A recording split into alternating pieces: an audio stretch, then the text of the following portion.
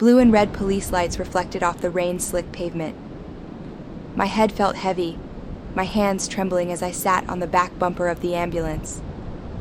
The crowd of neighbors whispered, some shaking their heads, others staring at me like I was already guilty. And then, there she was, my mother. Standing just beyond the tape, her lips curved into a smile so faint only I could see it. To everyone else she looked worried, distressed. But I knew better. That was her victory smile. The smile of a woman who thought she'd finally destroyed me. She had poisoned me, shattered my health, and now she was circling for my business, the only thing I had built with my own hands. The officers closed their notebooks. The paramedics packed up. The night was ending for everyone else. But for me, it was just beginning. Narrator's voice. They thought this would break me, but they had no idea what was coming. And as my mother turned away, smug and certain of her win, I made a promise to myself. This was not where my story ended. I wasn't born into wealth or privilege. Everything I had built brick by brick, day by day. While other kids were figuring out how to get through high school with the least amount of homework, I was figuring out how to stretch $20 into groceries for the week. Responsibility wasn't a choice, it was survival. That survival instinct became my strength. By the time I was in my 20s, I had a small but thriving business, a cozy bakery cafe downtown. The smell of cinnamon rolls and fresh espresso became my daily soundtrack. The sound of the register ringing felt like music, and the laughter of regulars gave me a sense of belonging I had never felt at home, if you could even call it that. My mother was the kind of woman who demanded loyalty but never gave it. She played favorites like it was a sport, lifting one sibling up just to watch the others squirm. My sister, for example, could do no wrong, even when she racked up debt, dropped out of school, and left chaos in her wake. Me? No matter how much I achieved, it was never enough. You think running a bakery makes you successful? She sneered once, tapping her manicured nails against my cafe counter. It's just bread and sugar. Anyone could do it. But when she said anyone, she meant anyone but me. I swallowed the insult. I always did. I had learned that pushing back only gave her more fuel. Still, deep down, I carried hope. Hope that if I worked hard enough, if I proved myself, she might finally see me. That hope began to die the day I noticed how often I felt. Sick, not just tired, not just stressed, but dizzy, nauseous, foggy. My hands would shake as I tried to ice cupcakes. Sometimes I couldn't even remember if I had locked the cafe door. At first, I thought it was me, maybe overwork, maybe exhaustion. But the timing was too strange. The worst days often followed meals at my mother's house. The memory that sticks out most was a Sunday dinner. The table gleamed with polished silver and steaming dishes. My mother placed a plate in front of me herself, smiling too warmly, her eyes never leaving my face as I took the first bite. Within an hour, my stomach clenched like it was being twisted from the inside. Sweat rolled down my forehead. My vision blurred. Everyone else kept eating, chatting, laughing, while I gripped the edge of my chair trying to stay upright. And my mother? She tilted her head, lips curved in that same faint smile. "Maybe you work too hard," she said lightly, her voice carrying a note of amusement.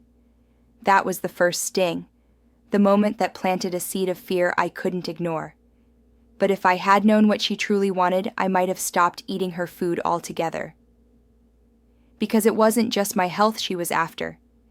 It was something far darker, something that would cut to the core of who I was and everything I had built. Narrator's voice. Looking back, the signs were everywhere. But denial is easier than facing the truth, and the truth was about to destroy everything I thought I could trust. The sickness didn't stop. If anything, it grew worse. Some mornings I would wake up with such crushing nausea that I couldn't even smell coffee without gagging, an irony that felt like a cruel joke for someone who ran a cafe. My staff began to notice. "Boss, you look pale." Maria, my head baker, whispered one morning as she slid a tray of croissants into the oven. "Are you okay?" I forced a smile, even though I could feel sweat dampening the collar of my shirt. "Just a little bug. I'll be fine." But I wasn't fine, and my mother knew it. She started dropping by the cafe more often, always under the guise of checking in. Her comments were sharper now, designed to cut in front of others.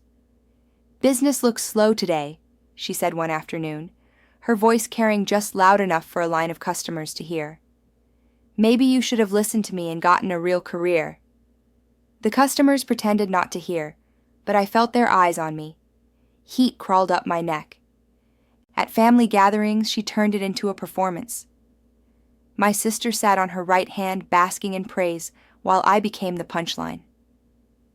"You know," my mother would say with a laugh, "some people chase dreams, others chase reality. Guess which one my daughter chose?" Everyone laughed, everyone except me. What I didn't know then was that she wasn't satisfied with humiliating me. She wanted to control me entirely, and she had chosen the most vicious way to do it, by attacking the one thing I wanted most: motherhood. I found out one bitter afternoon, sitting across from my doctor, the blinds casting stripes of light across his serious face. "I don't know how to put this gently," he said, his pen tapping nervously against the chart.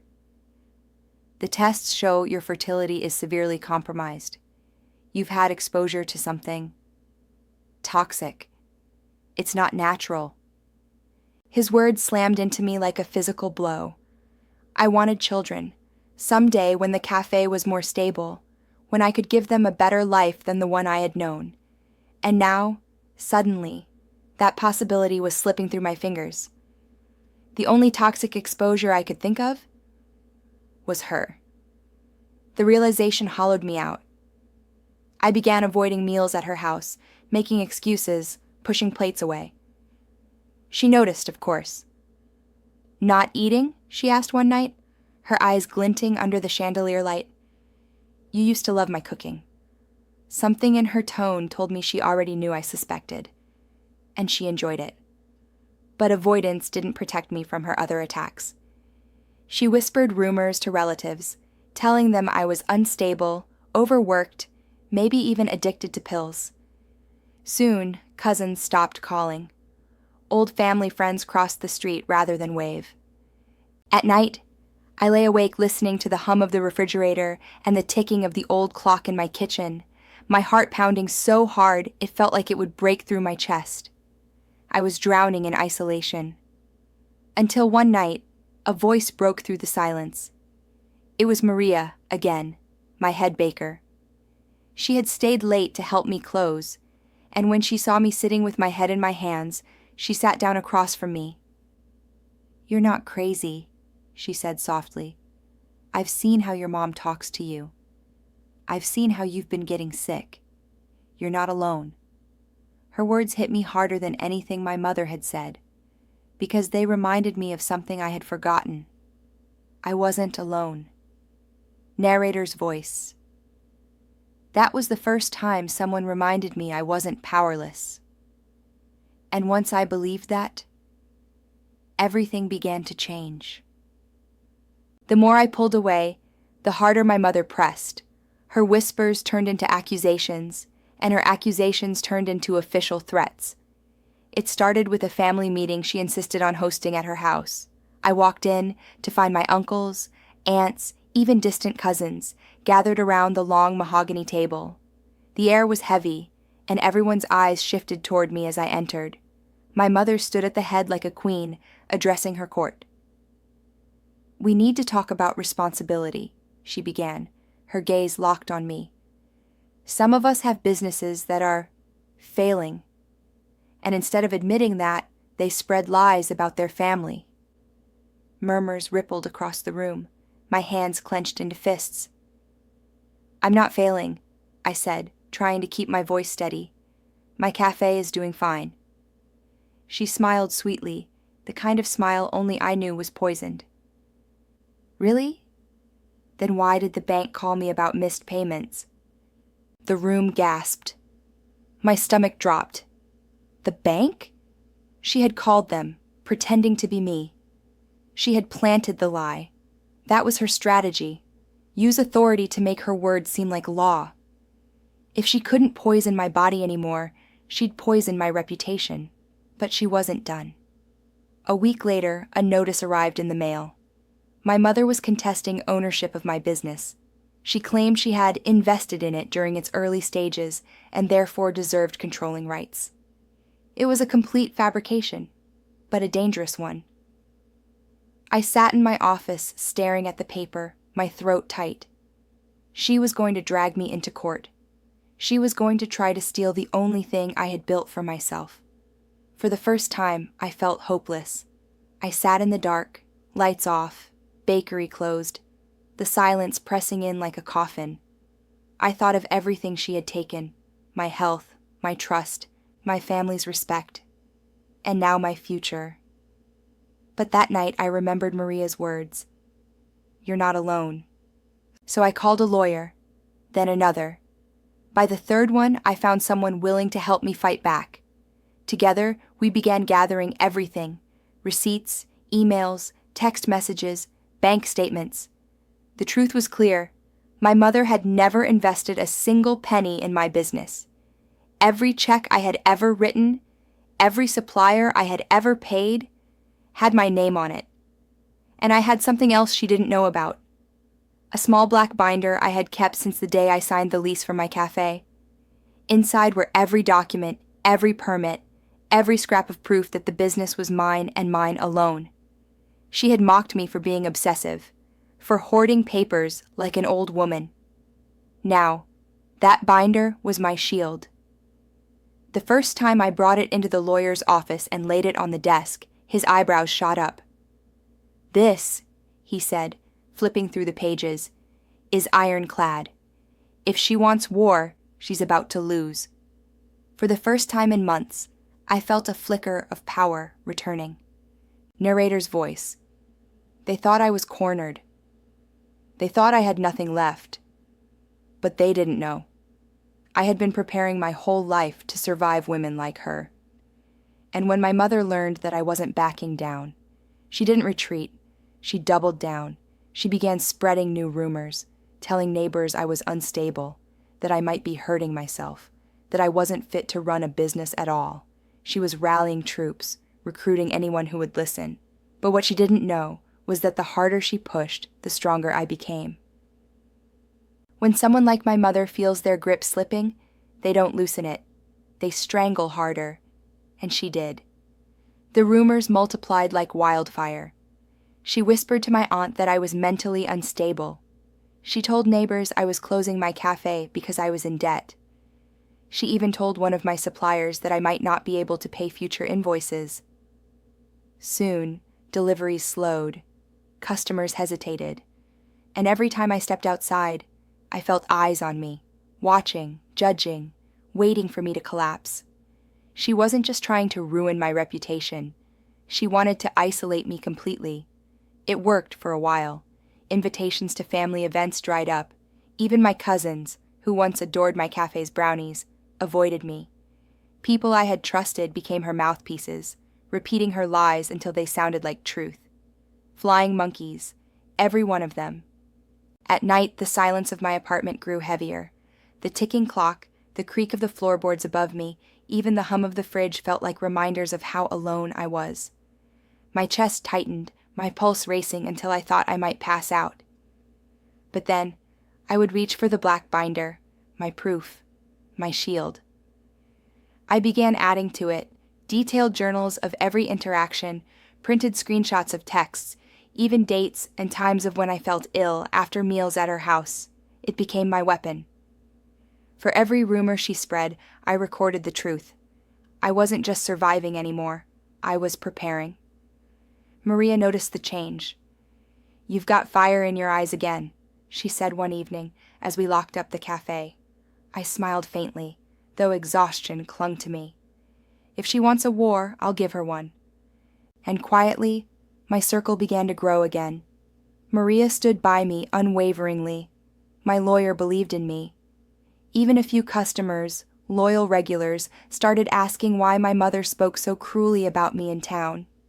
Seeds of doubt about her were beginning to sprout. But my mother wasn't blind. She sensed my resistance, and that made her more reckless. One evening, I returned to the cafe to find the front window smashed. Inside, flour was scattered across the floor like white snow, sugar spilled into sticky puddles, and chairs overturned. On the counter sat a single note in neat, deliberate handwriting.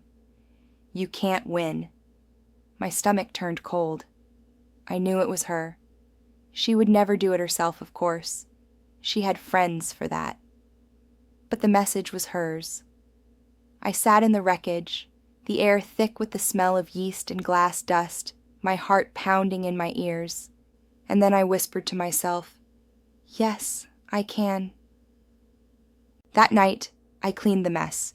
Every shattered piece of glass, every grain of flour. My hands bled from tiny cuts, but with each sweep of the broom, I felt my resolve harden. Narrator's voice, the day of reckoning was coming. And no one, not even her, could stop it. The courthouse smelled faintly of polish and dust, a mix of old wood and cold marble. My heels echoed against the floor as I walked inside, binder clutched tight against my chest like armor. The room was packed. My mother had made sure of it. Relatives filled the benches, her allies whispered in the back, and even a few neighbors had shown up, ready to watch me lose.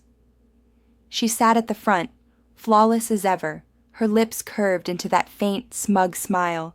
To her, this was already over. The judge called the case. Papers shuffled, chairs creaked, and suddenly all eyes were on me. My mother's lawyer launched into his performance first. "My client," he said smoothly, "has long supported her daughter's business, financially and emotionally. She only seeks what is rightfully hers. The cafe would not exist without her." Gasps rippled through the room. My chest tightened. She was still so convincing, so composed. Then it was my turn. I stood, my knees threatening to buckle, and placed the black binder on the table. The sound of it hitting the wood echoed like a drumbeat. I opened it slowly, deliberately, the pages crisp under my fingers. "Your Honor," I said, my voice steady, though my heart hammered. "My mother has never invested in my business. Every cent came from me, and I can prove it." I flipped the first page, the signed lease in my name. The second, the first check I wrote to the landlord. The third, supplier contracts, invoices, all signed by me. One by one I laid them out, the pile growing higher, the silence in the courtroom growing heavier. "She told people I was unstable," I continued, my throat tightening but my words clear. "She poisoned my reputation. She tried to poison my body, and now she's trying to steal the only thing I built for myself." Whispers broke out. My relatives shifted uncomfortably. My mother's lawyer fumbled with his papers, glancing at her for direction, but she wasn't looking at him anymore. She was staring at me. Her smile had vanished. Her hands, perfectly manicured, trembled on the table. The judge leaned forward, expression unreadable. "Do you have evidence of these claims?" I nodded, pulling out medical records, dates of toxic exposure, notes from doctors, even my journal entries that matched every incident. The silence deepened. You could hear the hum of the air vent, the scratch of someone's pen in the back. The weight of truth was pressing down on the room. My mother's mask cracked. For the first time her voice shook. "She's lying," she snapped. "She's always been dramatic." "No," I cut in, my voice sharp, steady. "I'm done being your victim." I turned to face her fully. "I don't want your apologies. I don't want your excuses. I want change." The room froze. My words hung in the air like a verdict. And in that silence, I saw her crumble. Her shoulders sagged, her eyes darted wildly, her empire of lies collapsing in front of everyone she had manipulated. The gavel came down. The case was dismissed in my favor. For the first time in my life, I felt free. Narrator's voice. In that moment, I realized power doesn't come from their approval. It comes from the truth, and the truth was finally mine. When the gavel fell, it wasn't just a case dismissed. It was a chain breaking. My mother stormed out of the courtroom, her heels clicking angrily against the marble floor, her allies trailing behind her like stunned shadows. No one spoke. No one dared to look me in the eye. And just like that, the empire she had built on lies began to crumble. Within weeks, word spread that she had lost. Relatives who once parroted her gossip suddenly grew silent. Neighbors who once believed her lies began to avoid her.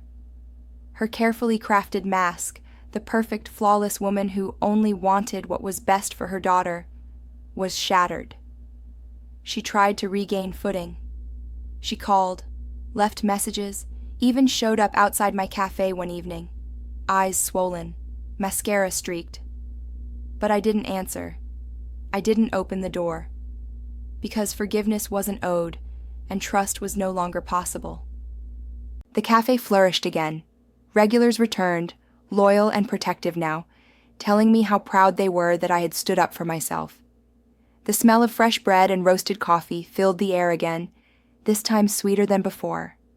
Every sound, the bell above the door, the hum of the espresso machine, felt like a song of victory, and I rebuilt my life with boundaries I had never known before.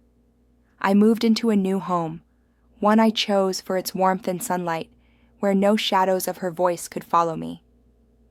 I filled the walls with photos of my staff, my friends, and the small chosen family I had created along the way. On my desk sat the black binder, my shield through it all. But now it wasn't a weapon.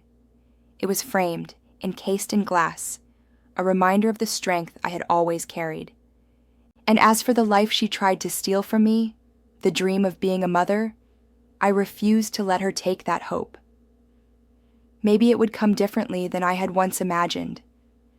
Maybe through adoption, maybe through mentoring, maybe through love that didn't have to follow bloodlines, but the possibility was still mine, because my future was mine.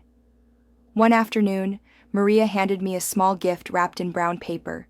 Inside was a ceramic piggy bank shaped like a coffee cup. "For your next dream," she said with a smile.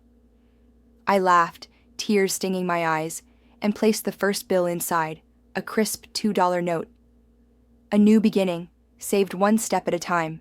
Narrator's voice. They tried to poison me. They tried to steal from me. They tried to break me. But all they did was teach me the one truth they never wanted me to know. I am stronger than they ever imagined. I stood in my cafe window that evening, the sunset painting the sky gold and crimson, watching people laugh and talk as they carried their pastries down the street. This wasn't the end. It was the beginning. If you've made it this far, maybe parts of my story sounded familiar to you. Maybe you've felt the sting of favoritism, betrayal, or someone trying to control your life. Maybe you've faced people who smiled in public but tried to break you in private. So I'll ask you, have you ever had someone try to poison your peace, your dreams, or your worth? And how did you rise above it? Share your story in the comments. I promise someone out there needs to hear it. Because here's the truth I had to learn the hard way. Worth isn't something they give you. It's something you claim for yourself. And once you do, no one can take it away.